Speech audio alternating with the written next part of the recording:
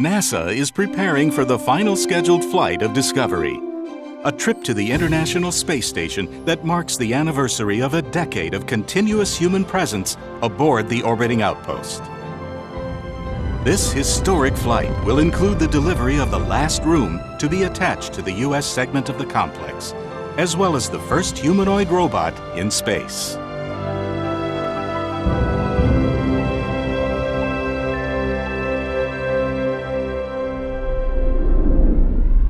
When Discovery launches on NASA's 35th mission to the ISS, the STS-133 crew of 6 astronauts will begin an 11-day mission to deliver one of the shuttle's last loads of spare parts for the orbiting outpost. This flight will deliver the Express Logistics Carrier 4, the Leonardo Permanent Multi-Purpose Module full of supplies for the ISS, and also Robonaut 2, a novel component that will reside in the Destiny Laboratory. During 2 scheduled spacewalks, the shuttle crew will work through a variety of tasks, including some resulting from the replacement of a failed pump on the ISS.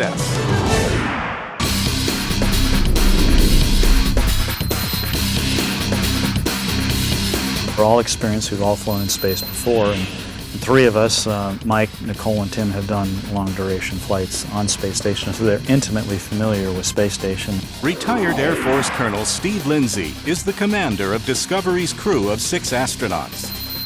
A veteran of 4 space flights, he last commanded STS-121, also flown aboard Discovery. The pilot of Discovery is Air Force Colonel Eric Bowe. He will be at the controls as Discovery undocks from the station for its farewell lap around the complex.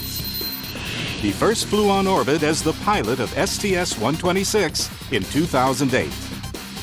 Air Force Colonel Alvin Drew is Mission Specialist 1. He first rode uphill on STS-118 in 2007. He will perform 2 spacewalks during STS-133. Mission Specialist 2 is Army Colonel Tim Copra. A former ISS resident, he lived and worked on the station for 2 months during Expedition 20. He will conduct 2 spacewalks on this shuttle flight. Dr. Mike Barrett, Mission Specialist 3, is a NASA flight surgeon who became an astronaut. This is his 2nd voyage to the ISS, after flying aboard the station for over 6 months during Expeditions 19 and 20. Mission Specialist 4 is Nicole Stott, launching for the 2nd time on Discovery. He served as an ISS flight engineer for 3 months during Expeditions 20 and 21.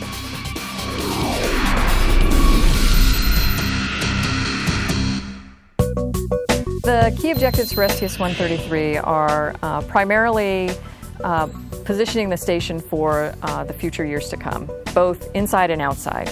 We have supplies that we're bringing for the crew to live and work continuously for the next few years inside the station, as well as some large spares or replacement units that we'll put on the outside of the station. The first of 2 components that Discovery's crew will attach to the station is the ELC-4 pallet, the Express Logistics Carrier 4.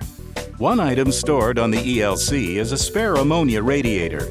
The radiator helps reject heat from all the electrical boxes on the outside of the ISS. Eric and Al will be back on the shuttle working the shuttle robotic arm.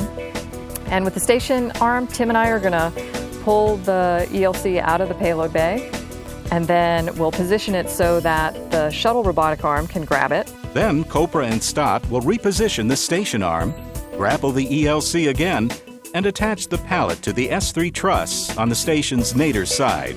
In our payload bay, we have a PMM, which stands for Permanent Multi-Purpose Module. It's essentially an MPLM, which is a pressurized cargo carrier that we've been using on space station for several years to haul logistics up and down. Copra and Barrett will grapple the Leonardo PMM, the last component that will be attached to the station's U.S. segment, and they will install it on the nadir side of Node 1 Unity. Not only will it be full of supplies for the space station, it will also serve in the future as a closet for space station for stowage, which is something that they always need up on space station. Also flying inside the PMM is a virtual ISS crew member named Robonaut 2. R2 is the first dexterous humanoid robot in space and the first U.S.-built robot at the space station. R2 will be deployed on a fixed pedestal inside the Destiny lab. The Robonaut project is designed to ultimately function as the equivalent of a spacewalking astronaut, accomplishing tasks that could be unsafe for a human. Robonaut is very impressive to me. As a medical doctor, I was able to look at it, shake hands with it. One of the first things I noted was that the control actuators in the fingers are very, very alike to the tendons in a human hand. And they can vary the sensitivity in the grip on this, just like a human would do when it's doing different tasks. We're looking for those areas where we can kind of build on the strengths of the machine and also the strengths of the humans and look for that synergy where we can get the most out of to achieve the mission.